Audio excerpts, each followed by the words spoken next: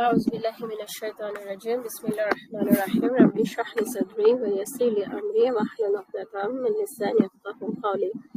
আপুরা, আমরা কথা বলছি হচ্ছে যে নেবুকাদনেজার 2 যখন একদম বনী ইসরায়েলকে ক্র্যাশ করে দিল ব্যাবিলনীয়রা 587 খ্রিস্টপূর্বে, তখন ইতিহাসের এই যে ওদের একটা কলঙ্কজনক অধ্যায়, এই জিনিসটা মানে এই জিনিসটার সাথে নিজেদের যে অ্যাসোসিয়েশন, সেই অ্যাসোসিয়েশন এড়াতে ওরা কিভাবে আস্তে আস্তে নিজেদের বনী ইসরায়েল পরিচয়ের চাইতে ইহুদি পরিচয় বেশি স্বাচ্ছন্দ্য বোধ করা শুরু করলো।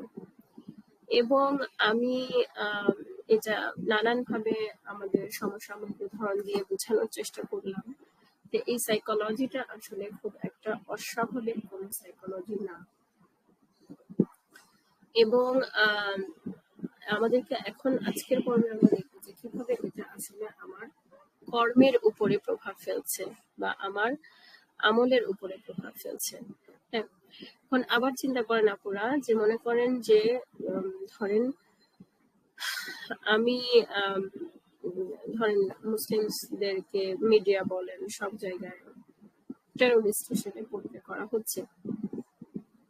এখন আমি ধরেন 9/11 এর পরে মুসলিমরা তো বিশাল একটা মানে চেঞ্জের মধ্যে দিয়ে গেছে, সাইকোলজিক্যাল চেঞ্জের মধ্যে দিয়ে গেছে। কিছু মানুষ এটাতে এবং যে কোনো ঘটনার মতোই এখানেও কিছু মানুষকে এটা দিন থেকে বের করে নিয়ে আসছে, কিছু মানুষকে এটা দিনে আরো মজবুত করছে এবং কিছু মানুষকে এটা ইসলাম গ্রহণের পথে উদ্বুদ্ধ করছে, because it led them to search about ইসলাম। যাই হোক, মনে করেন যে একটা গ্যাদারিং, একটা কল্পনা করেন একটা গেট টুগেদার, সেখানে আমাকে কেউ একজন জিজ্ঞেস করলো যে আচ্ছা তুমি কে? ও আচ্ছা, তুমি মুসলিম? আচ্ছা ঠিক আছে, তোমাদের ইরাই হচ্ছে এই না চেনটা ধ্বংস করছিল বা এই টাইপের। তো তখন ধরেন আমি বলবো যে না, terrorists have no religion, ঠিক আছে, our religion does not endorse it. আমার মধ্যে কিন্তু তখন যদি আমি একজন প্রাউড মুসলিম হই যে আসলে ইসলামের ব্যাপারে মিসকনসেপশন গুলো দূর করাতে চাই, তখন আমি কিন্তু চেষ্টা করব যে ভালো আমল করে বা ইসলামের সাথে অ্যাপারেন্টলি ইসলামকে আরো সুন্দরভাবে প্র্যাকটিস করে মানুষের ভুল ধারণা ভাঙাতে, তাই না? ধরেন আমি ধরেন একটা গেট টুগেদার, হ্যাঁ, তো ধরেন আমি এখনো প্রাউড মুসলিম, তো আমি ধরেন হিজাব পরে আছি বা কিছু আছে, ওখানে সবাই ড্রিঙ্ক করছে। যে মুসলিম সে ড্রিঙ্ক করবে না, হ্যাঁ, বা সে পর্ক খাবে না, সে রিলিজিয়াস এগুলো মেনটেন করার চেষ্টা করবে, কারণ সবাই হয়তো তাকে এখন এক্সট্রা স্ক্রুটিনাইজ ভাবে দেখছে যেহেতু মুসলিম। কিন্তু যদি ব্যাপারটা এমন হয় যে I am not a proud, আল্লাহ মাফ করুক, I am not a proud Muslim, এবং আমি আর নিজেকে নিজের মুসলিম পরিচয় আমি স্বাচ্ছন্দ্য বোধ করি না, তখন আমি কিন্তু ওই জায়গায় গিয়ে আমি আর নিজেকে মুসলিম হিসেবে পরিচয় দিচ্ছি না। আমি ধরেন হজবরল আমি বাংলাদেশি বা হোয়াট এভার অন্য কোনো একটা পরিচয় দিচ্ছি, হ্যাঁ, তখন আমার কিন্তু মুসলিম হিসেবে আমার যে একটা দায়িত্ব থাকে, রেসপন্সিবিলিটি থাকে, সেই রেসপন্সিবিলিটিটা পালন করার কোনো দরকার হবে না। এবং আমার মধ্যে কিন্তু এই প্রেশারটা থাকবে না। তখন ধরেন আছে ঠিক আছে, আমি আর সবার সাথে ধরেন কথার কথা আল্লাহ মাফ করুক ড্রিঙ্ক করতেছে, পর্ক খাচ্ছে, হিজাব আর পড়তেছে না, বিকজ মানুষ তো আর তাকে মুসলিম হিসেবে জানেও না, সে নিজের ওই পরিচয়টা মানুষের কাছে দেখাতেও চায় না, রাইট?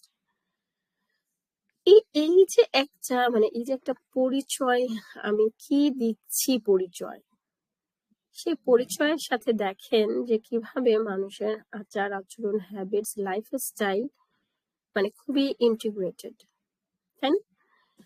এই জন্য আইডেন্টিটি ক্রাইসিস যে কথাটা বলা হয় যে আমি কি আগে বাঙালি নাকি আগে আমি মুসলিম, এই যে কথাবার্তাগুলা পয়লা বৈশাখের সময়ে বা এরকম বিভিন্ন সময়ে আসে, এই প্রশ্নগুলো আসলে ইম্পর্টেন্ট যে আমার বাঙালি পরিচয়টা কি আগে নাকি আমার মুসলিম পরিচয়টা আগে। অফকোর্স আলহামদুলিল্লাহ আমরা যারা ইসলাম জানি বুঝি, আমার জন্য আমার মুসলিম পরিচয়টা আগে, আমি বলতেছি যে দেখেন, আইডেন্টিটি, আমি নিজেকে কি হিসেবে পরিচয় করাচ্ছি অন্য মানুষের কাছে, সেটার সাথে কিন্তু আমার লাইফ স্টাইল জড়িত। সো এই জিনিসটাই এক্স্যাক্টলি কিন্তু হয়েছে বনি ইসরায়েলের সাথে। সো বনি ইসরায়েল যখন এবং একটা জিনিস খেয়াল করেন যে বনি ইসরায়েল আমরা বলেছি যে এটা কিছুটা আব্দুল্লাহ এই কোনোটেশন আছে।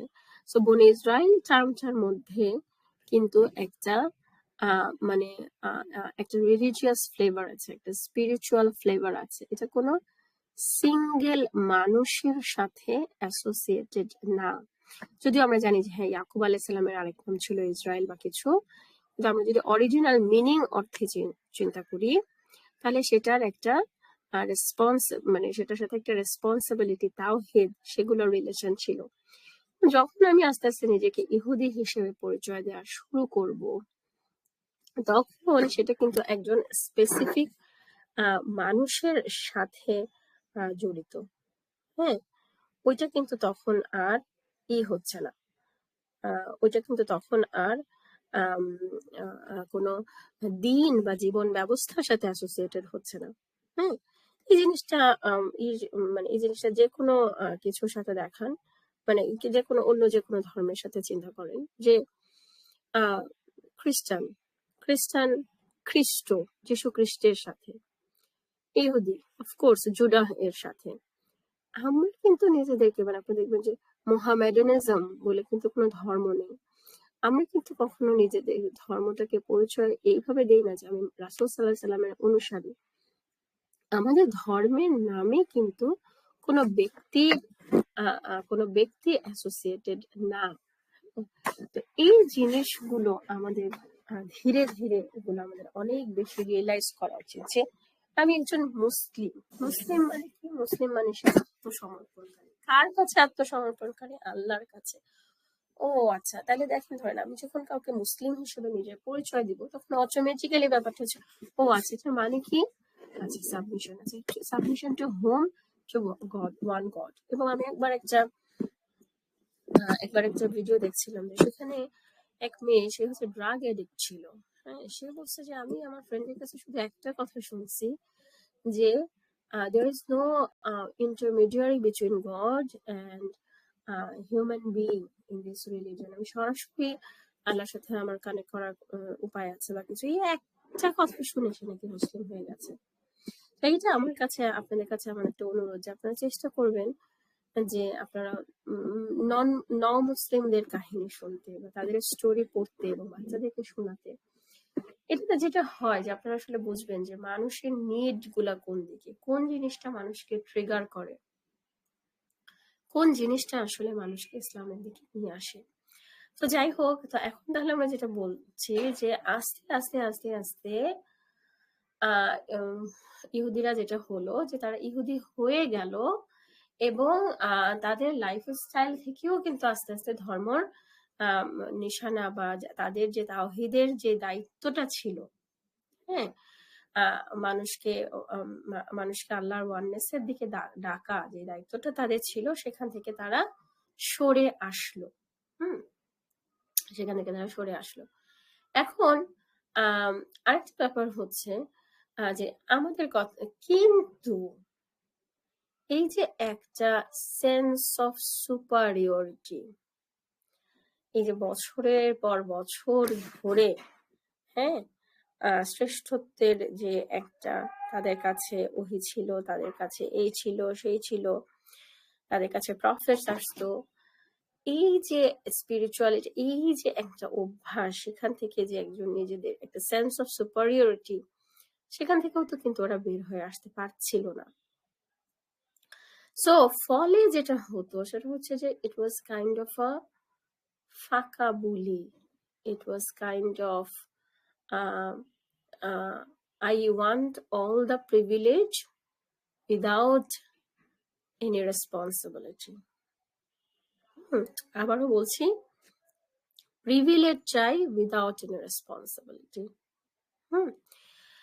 তো এখন আপনারা যদি চিন্তা করেন, তাহলে আপনারা দেখবেন যে এক্স্যাক্টলি আমরা মুসলিমরা এখন সেই অবস্থায় আছি। আমরা মনে করি যে আরে আমি তো কালিমা পড়েছি, আমরা জান্নাতে যাব। আপনি দেখবেন যে আরে মুসলিমরা একসময় এমনিতেই জান্নাতে যাবে। যে কালিমা পড়েছে সে একসময় জান্নাতে যাবে। Very confident about their fate, about their হেয়ারআফটার।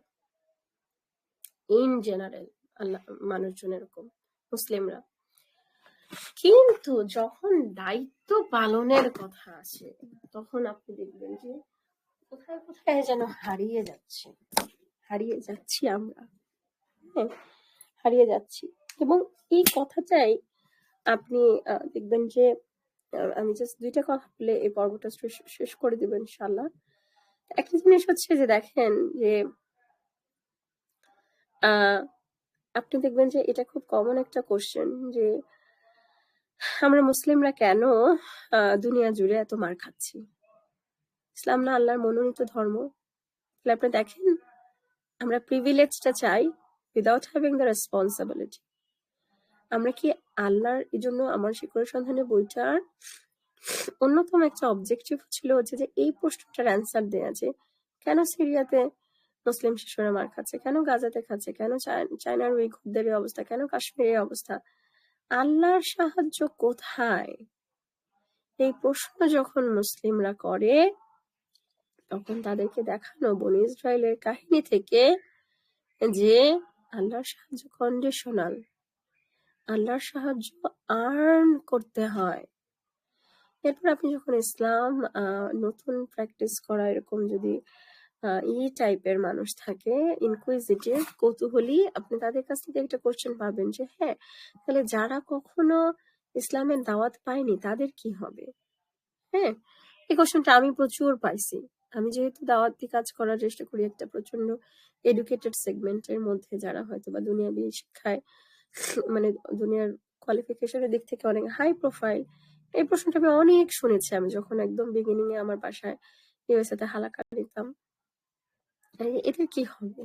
হ্যাঁ, আমি বলতাম যে ভাই, মানুষ যদি ইসলামের দাওয়াত না পায়, part of the responsibility is on us as well, on our shoulder. নন মুসলিমদেরকে দেখেন, সিহিন তার ফেরা বইটা পড়ে দেখেন, সে ঠিকই লাস্টে বন মুসলিমদের প্রতি তার যে একটা অভিযোগ, সেই অভিযোগটা থেকে সে বের হয়ে আসতে পারে নাই। বের হয়ে আসবে কেন? সে বলছে যে আমি টিটকারির সম্মুখীন হয়েছি মুসলিমদের থেকে, আমি যখন ফুল স্লিভ পড়া শুরু করলাম অথবা মাথায় কাপড় দেওয়া শুরু করলাম। আপনারা দেখবেন যে ফেরা বইটাতে বন মুসলিমদের প্রতি তার একটা মেসেজ আছে। সমস্ত নন মুসলিম এটা কি করে? অনেকে দাওয়াত দেয় না কেন? আমরা নিজেরা পড়ে পড়ে ইসলাম গ্রহণ করি। হ্যাঁ, আমরা ব্যারেন্ডাবাজি কেন? সো যারা ইসলামের দাওয়াত পাচ্ছে না তাদের কি হবে পরকাল? এই প্রশ্ন করার আগে we should ask, কেন এত মানুষ দুনিয়াতে এখন অবস্থা এক্সিস্ট করে যারা ইসলামের দাওয়াত পায় না? আমরা কি করি? হ্যাঁ, তো জাযাকুমুল্লাহ খায়রুন শোনার জন্য আপুরা, আমরা আজকের পর্বে ব্যাখ্যা করার চেষ্টা করলাম যে কিভাবে আইডেন্টিটি জিনিসটা আমাদের কর্মের উপরে প্রভাব ফেলে। হ্যাঁ, আসসালামু আলাইকুম রাহমাতুল্লাহি ওয়া বারাকাতুহু। আগামী পর্বে আমরা এই রিলেটেড টপিকটাই কন্টিনিউ করবো ইনশাআল্লাহ। আসসালামু আলাইকুম রাহমাতুল্লাহি ওয়া বারাকাতুহু।